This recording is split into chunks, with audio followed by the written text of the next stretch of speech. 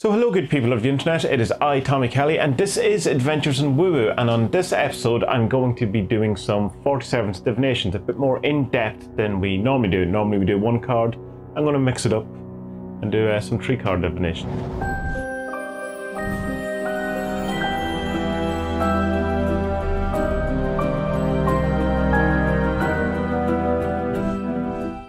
So before we get into the actual divination proper, I just have a bit of an announcement I suppose to make, and that is that the videos and how I've been doing them are going to change slightly over the next while.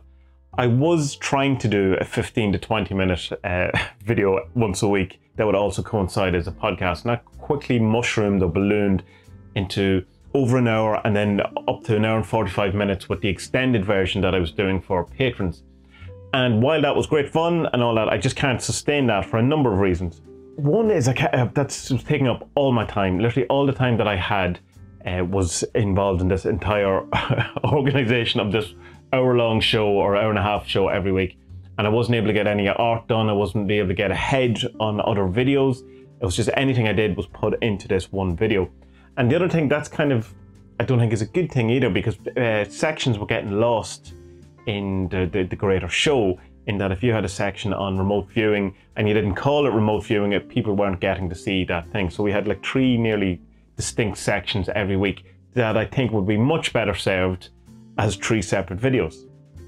It means that they're going to come out, the videos now, as I say, separate videos, and it won't probably have an actual day. So it won't be every Friday going forward. It'll be when I get them done or when I'm able to do them, and that still means though that it'll probably work out that you will get more videos than you're getting, though. You'll be more than one a week is the plan, but I'm not going to say a date or put myself under that kind of pressure to get it all done by a certain day. It'll be out when it's out, and there'll be more of them. It'll be more frequent. It will be more all going to plan, more than one a week. The only problem with all of this is that I don't know how it's going to relate with the audio version just as the podcast, because I, for one, am not really a huge fan of like 10-minute podcasts or 5-minute podcasts, and some of the videos that I want to do might only be 10 minutes. And again, I think an awful lot of the podcast stuff was being lost because I was, geared so much towards visuals. An awful lot of the Spirit Box stuff or the EVP stuff just doesn't really work as an audio kind of thing. Well, it probably works almost too well as an audio thing, because you're not getting any of the cues or any of the things that I have set up for you that you would get with the videos, which is fine. But I don't, basically what I'm saying out of all this is I don't know what's going to happen with the podcast. I'm not getting rid of it as yet, but I would advise you that if you want to be doubly safe, is to make sure that you have all of the episodes downloaded, just in case I do decide to abandon the podcast at some stage. Again, don't panic, I'm not as yet. Maybe I'll do a separate podcast again that like I used to do, but it's again trying to get the workload manageable where I can do all the extra stuff like the videos, but still, I'm so behind on what I want to do with the website. I haven't really had a chance to touch that. Haven't really had a chance to do much art, all because and I was really enjoying doing the videos, don't get me wrong, and that's why I will continue to do the videos, but just not in the way they are. Most of you wouldn't have noticed had I not mentioned this, but I thought I would anyway. So rather than one video a week, probably going to get smaller, more frequent videos over an unknown time. But hopefully every week. So anyway, that's just this brief kind of introduction before we get into the main thing proper.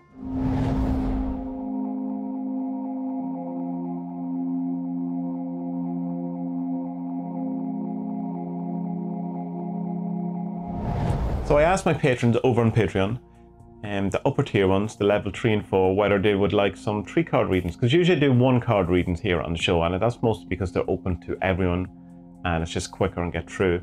But when I do actual card readings for people, it's usually 3 cards. If I do it for myself, it's 3 cards.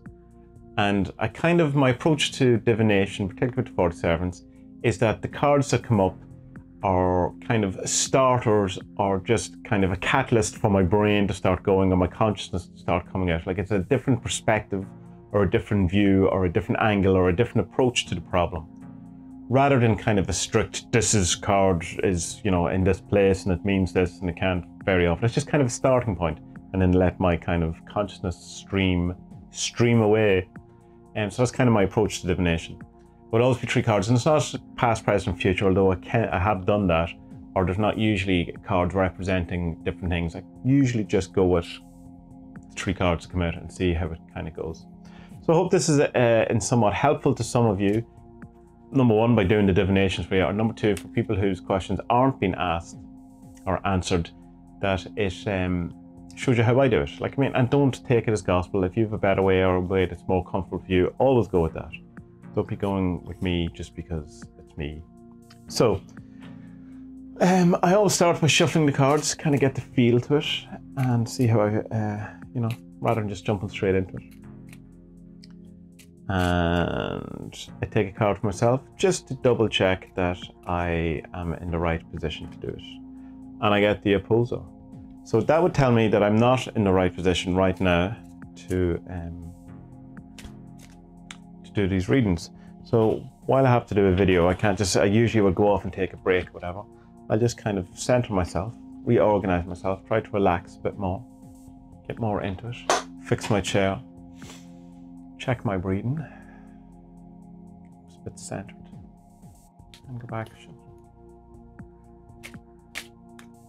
And we get Levitator, which to me signifies that I would see that as a positive card, rising above it all. So I would see that I'm in a better, just kind of relax into this. Not be so aware of the camera, and that this is possibly the 6th or 7th take of this over the last couple of days. Oh, it's been a tough week. So we'll get straight into these. Ariana Bluey. So I'd love one on the following. After 25 plus years, I finally returned back to San Francisco, and I want to at a minimum to find a way to live for a year. I would love any advice or guidance. And I want at a minimum to find a live there. So she wants to at least be there for a year. And what advice can we give her? Okay. So the father. And the father represents all life challenges or things that happen in life that are just part and parcel of life. There's no getting around them. They're just stuff that's going to happen to us, like love, breakups, debts, sickness, money worries, financial things, all of these type of things. And the father, as opposed to the mother, would kind of, in this regard, would allow the child to, in a sense, put his hand in the fire to learn that when you do that, you burn your hand. Like, it kind of allows the person to make the mistakes for themselves so that they learn never to do it again, because it will kind of be of the idea that the more, if you just tell someone something and give them advice, that they'll learn it more if they go through it themselves, which is fair enough. Whereas the mother card would be all about, you know, protecting the child above all else.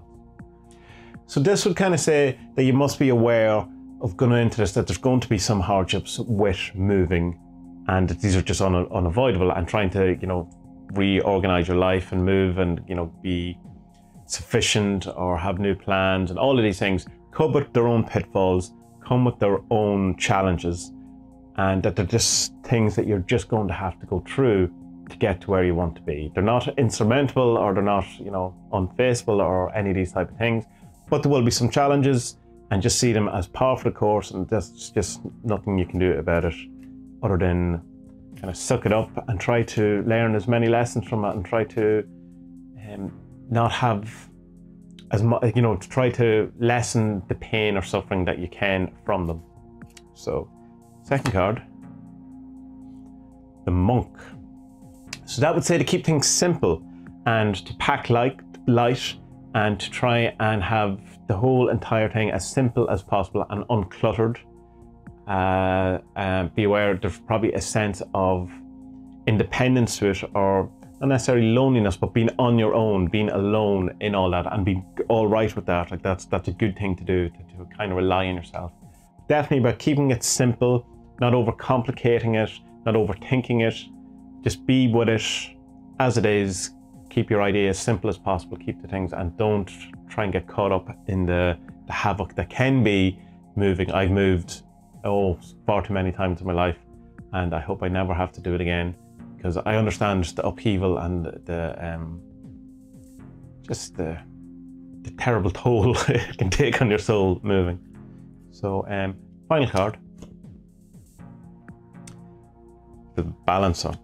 So in all things you have to balance. So you're going to have to balance obviously finances, you're going to have to balance what you want and try and find a happy medium between all these things about what say you can afford or what is sustainable and what is your dream and what you want to do, and try and find a balance between them all. So it would kind of suggest that you're not going to get everything that you want out of your vision, say. And just going with the other card, saying that so that there will be some sort of, you know, there will be obstacles, there will be things you'll have to endure or go through. That's just part of the course. Keeping it simple and uncluttered and as plain and, you know, that kind of idea of, you know, this kind of monk with no kind of, you know, no baggage. Keep it unbaggage, big baggage free, and then keep it in balance, and always keep in mind the balance between what you can do and what you want, and try to get a happy medium between the three of them. So that would be what the 47s are saying to you about your move to San Francisco, and good luck to you, and I hope it's awesome. Melissa Cabine. Am I pronouncing your second name right, Melissa? Cabine? Cabine? It has been almost 2 years since my mum died. I'm very sorry to hear that, Melissa. And she was the focus of much of my attention up until then. I'm now having a hard time finding a purpose or direction to focus on. And it seems like I have a dozen things I want to do, but not sure what direction to go. Any guidance would be super helpful, thanks. So kind of this one is just about direction and what to do with your life, I suppose, after such a void has appeared in your life. Okay, tough. Be gentle with yourself for a start. Okay, no, that doesn't seem right. Okay. The Guru. So the Guru, while it would have kind of a spiritual type feel to it as well, obviously being the Guru and all that, a lot of the Guru is practical, being practical about knowledge and about things. So it's like, rather than knowing the theory behind how water runs through pipes and all of that thing, the Guru would be all about being the actual plumber who can fix your tap that's leaking. So when you're looking for direction and you're looking for something in your life and what to do, think of it kind of in sense of what's practical for you to do. And that doesn't mean that, you know, to dream low or to, you know, not do, you know, follow your dreams or do, you know, great stuff. It just means like, what's practical? What do you like? What do you enjoy? What would be good for you? What is easy to do? What would be something that you could easily turn to, which wouldn't cause too much upheaval? Basically, what would be practical while also being enjoyable and having a direction? To focus on that kind of doability of these things. Like, it's all great to have a dream, but try to have something that's doable. And even if you have great, magnificent dreams and powerful, you know, unimaginable dreams, you know, hitting the moon, all that, break it down into smaller chunks and get that are doable, rather than, you know, focusing on the huge big things. So I think, yeah, that's probably more what the advice here is. Don't, if you have big dreams or if you lack of things, focus on the smaller things you can do.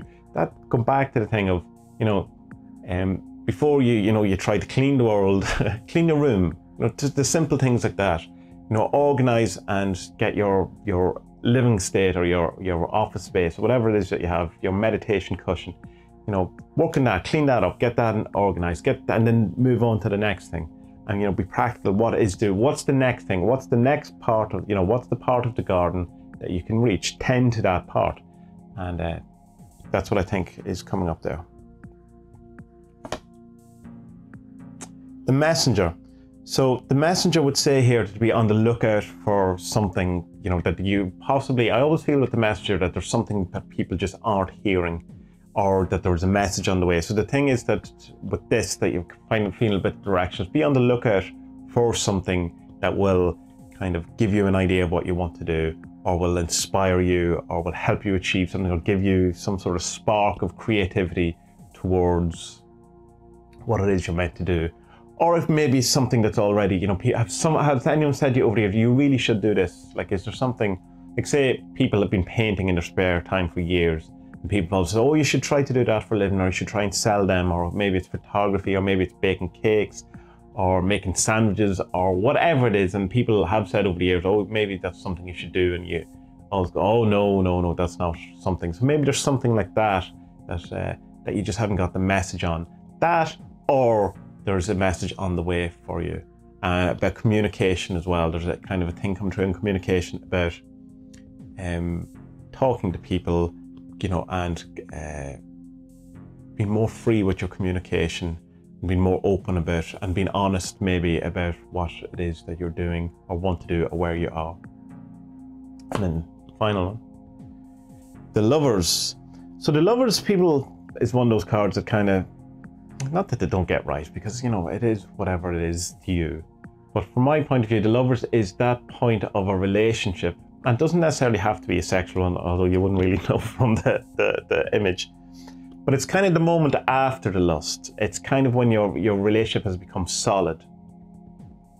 And it's more than just lust, or it's more than just that initial, you know, flight of fancy or that spark, or what the flirting or whatever it is. When things have become a bit more solid, it's when you can fart in front of your partner, and it's funny rather than horrifying. Although some people say that should never happen. It's all relative. So this, in this case, would be to kind of look at your relationships, because it's not necessarily, it doesn't necessarily, but could be some sort of romantic relationship, and to rely on that, or try to, that in some way this is factoring into the whole thing. So maybe if it's a case that you're looking for love or looking for a relationship, that could be something that's going to happen. Or that maybe you're lost in a relationship and don't know what it is, but something around relationships, and but not romantic relationships. Although it's like, I mean, not that to say it's not romantic. It could be a romantic relationship, but it's not about the romantic, you know, or the sex or that kind of thing. It's about the bond, the friendship. It's it's not the party. It's the morning after the party where you're cleaning up that part of the relationship. So there's something there for you to walk around or to think about that's not clear to me, but hopefully will be clear to you. So I hope that helps. And finding what you want out of life is quite tough, or what you want to do. At the beginning of the BOTA, the very first lesson you learn at the beginning of 7 steps is you have to write down what it is you want, what you want desire, what you want goal, what you want aim. And that's tough. I always find that tough. What is it you want? What do you want? Not always the easiest question to ask. And like, people are blessed and cursed with ambition and knowing exactly what they want.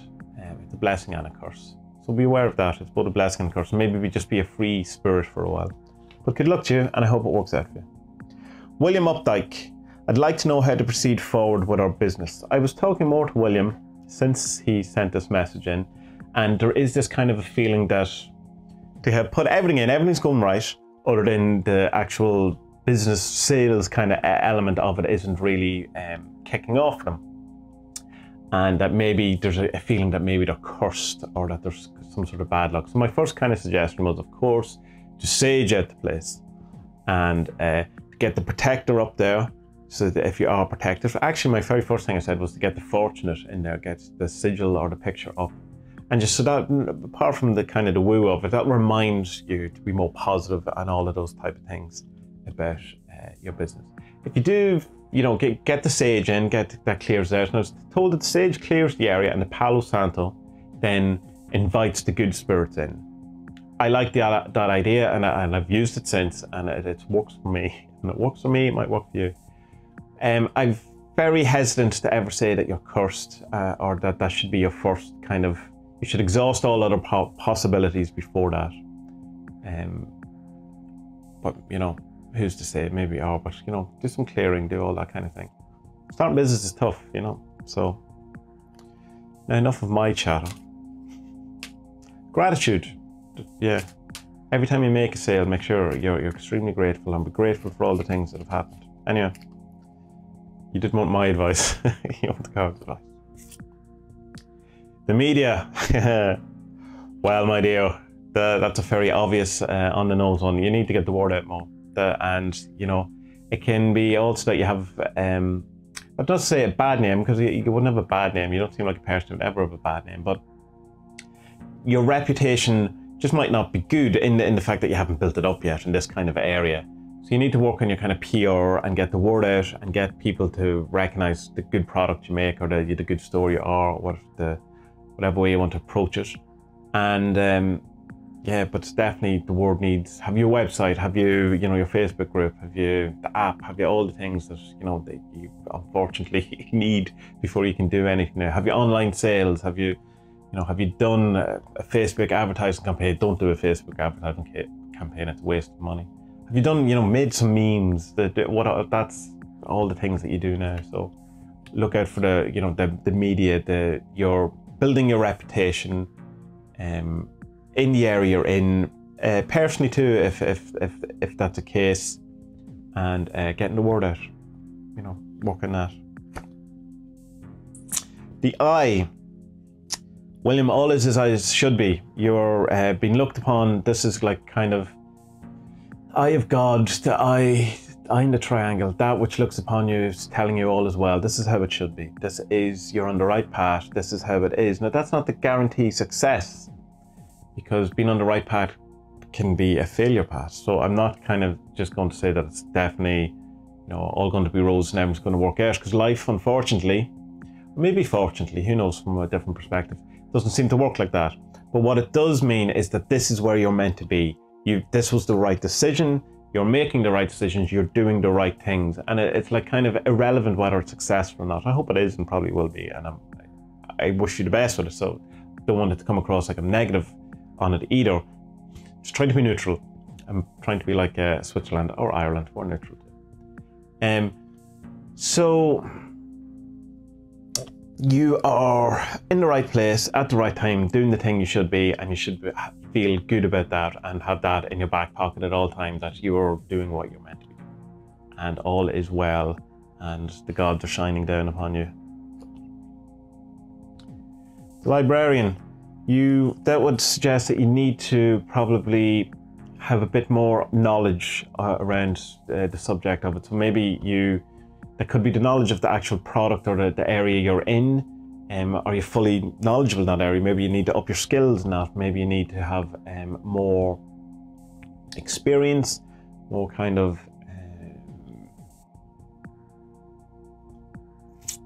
knowledge around it, more kind of, you need to know more around it. It could be that you need to know a bit more about how to run the business in the sense, or you need to know a bit more about sales.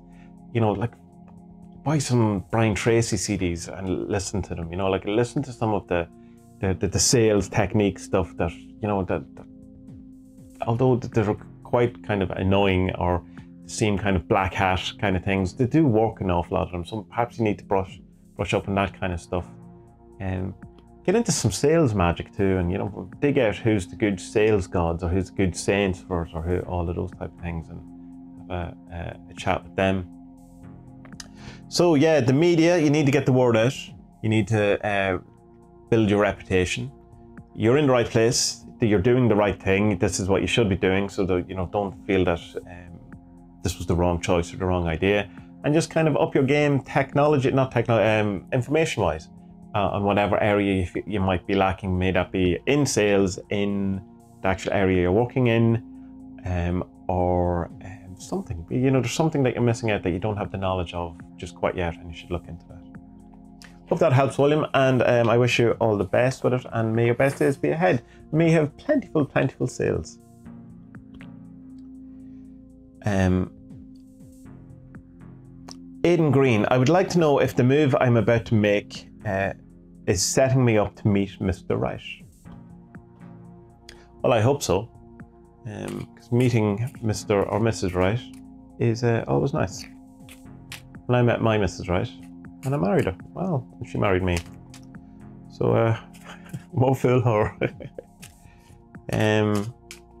So I don't know an awful lot about your situation ever, so this will be quite, there's a vague, not vague, but quite open. So let's see how we get on.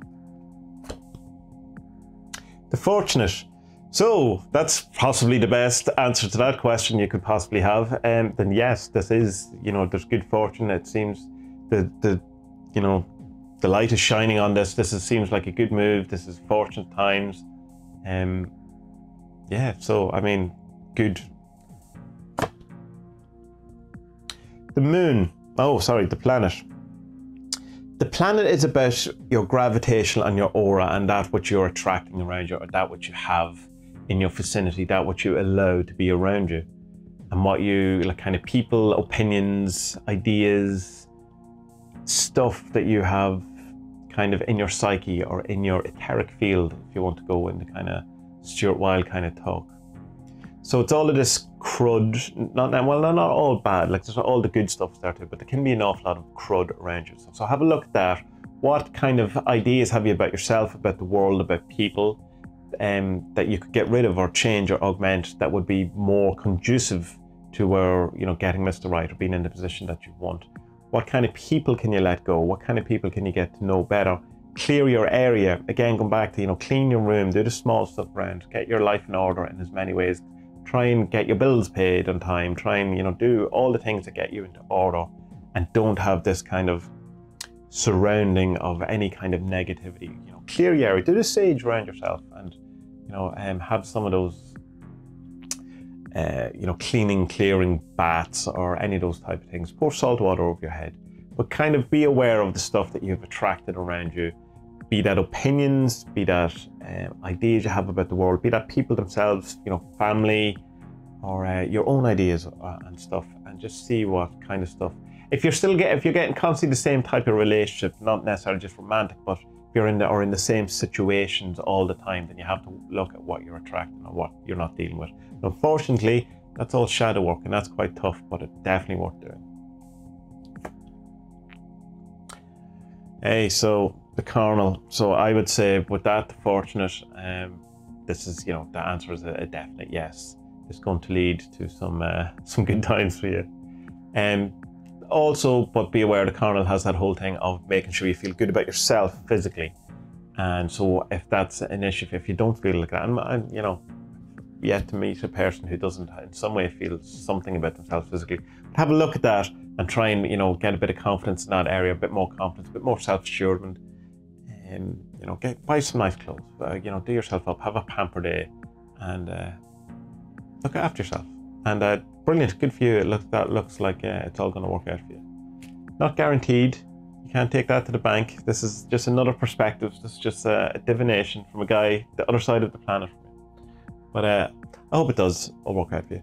So that is 3-card divinations. That's how I do them. As I say, I kind of just get a starting point from the card and kind of see where it goes. If I was doing a reading for someone and I knew them, or we had talked about the thing a bit more, I could go into a bit more depth with it.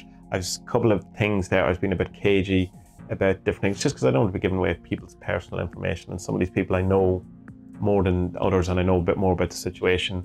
That so I was trying to be a bit, I don't know, candid, a bit less candid. No, trying to be a bit cagey. We'll go with that word around it than I would normally be. So I hope that helps. 3 cards are the way I always do it. One card or 3 card. I very seldom go into anything more, although I will if the question still seems ambiguous by the end of the 3 cards. So tell me what you think of doing 3 cards. Is it enough for you? Do you find it accurate enough? Do you get enough of a reading for it? What's your favorite spread? Do you do any of the classic tarot spreads using the 47s? And how do you find them? Do you go for the past, present, future, or what's your 3-card spread of choice? And good people of the internet, may you have a wonderful week, and I will talk to you all soon.